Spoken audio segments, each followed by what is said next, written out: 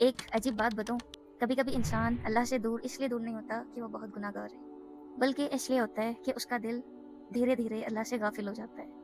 कुरान में अल्लाह सुब्हानहू व तआला फरमाते हैं, और उन लोगों की तरह ना हो जाना, जिन्होंने अल्लाह को भुला दिया। तो अल्लाह ने खुद उन्हें उनका अपना आप भुला दिया। यानी अल्लाह को भूलने का नुकसान सिर्फ़ ये नहीं है कि हम इबादत में कमज़ोर हो जाते हैं, बल्कि नुकसान ये भी है कि इंसान खुद को भूलने लगता है। उसे समझ नहीं आता कि मैं ज़िंदगी में क्या कर रहा हूँ? मुझे असल में चाहिए क्या और मैं किस तरफ जा रहा हूँ?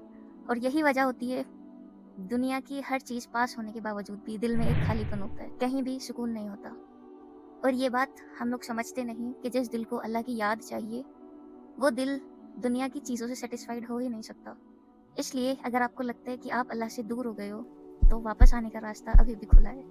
क्योंकि जितना अल्लाह अपने बंदे का इंतज़ार करता है दुनिया में, उतना इंतज़ार कोई किसी का नहीं कर सकता।